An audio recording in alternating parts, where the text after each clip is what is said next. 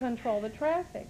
But, you know, it's a bit of a challenge to get there. Now, right now, the road is in excellent shape, but I have been in the last 15 years that I needed every bit of four-wheel drive to get there.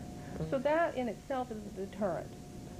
The area, that area, Linville Gorge and this Kistler Memorial Highway, the dirt road, isn't a federal wilderness area, so it's not likely that there's going to be much development, shopping centers, creating artificial lights to block that view over to Brown Mountain. In other words, both of these areas belong to the federal government and are managed and protected to some extent. Thank goodness. Thank goodness. There won't be any high-rise condos, I think. With people having views from their living room. Okay. Well, that's encouraging. I mean, that we know that we can keep this at least for a few more years down the road to have the kind of, you know, ability to research and enjoy the mystery. And I know that you brought some books with us to share because there is this wanting to know and wanting to experience the mysteries of life. And so when the mountain and the lights become topics of a book, I'm not going to ask people if they're interested in those kinds of books, if they could contact you. And we'll have your contact information up on the screen. But if you could just tell us, if people want to know books about the lights, how would they contact you to find out about that? Well, I'll be at the festival, and they can come and speak with me there, and I'll have my small private collection there at the table to show people.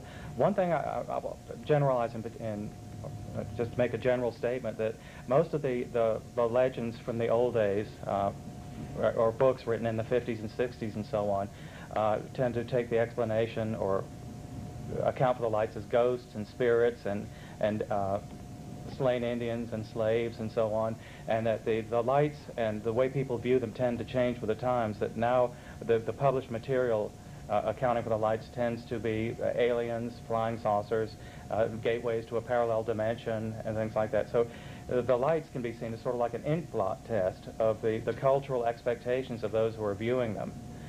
Most of these books that I have here are you know, out of print and rather old. One is a murder mystery, and the other two are simply ghost stories. Ralph Layell's book there is a classic that Don Cooper may have mentioned. He claims to have been abducted and taken to the planet Venus by aliens concerned about the proliferation of nuclear armaments on Earth. His book came out during the Cuban Missile Crisis, and it was issued as a warning to us Earthlings to watch our step.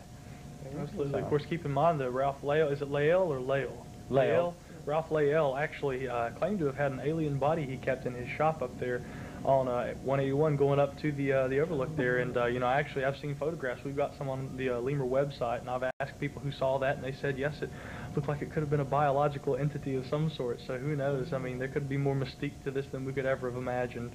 Can you give us the LEMUR website so that people who are curious can find that out? What Absolutely. Would that be? That's www.lemurteam.com.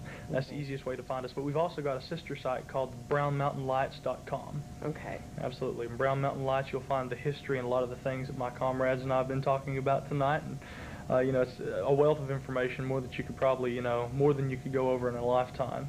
And that's why I'm so excited about this this festival. It's just going to be great. Okay. Well, for those who aren't able to attend the festival, and they will be few, but for those who aren't, can we just briefly mention some of the more up-to-date of things that maybe people are looking at? Is it a vortex for spirits, where people who maybe have not left the earth yet go there because the energy is right, and they collect, and they are ascended, and we see them? That's what the lights are. They're moving up.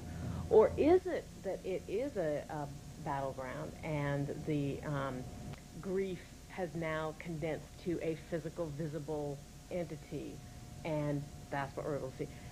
Any thoughts on what will those things are newer theories from not just ghosts, but more specifically?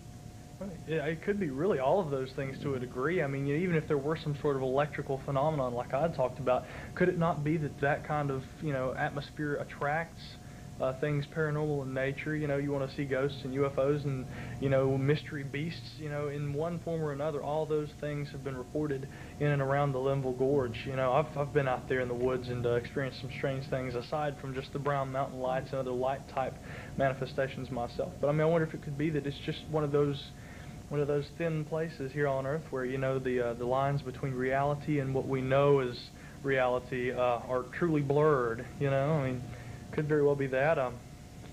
my research has turned over instance after instance worldwide and going back for centuries of a view that combines both attitudes, that somehow spiritual entities are using physical manifestations as what they call vehicles or mediums to inhabit, to give themselves a temporary resting place.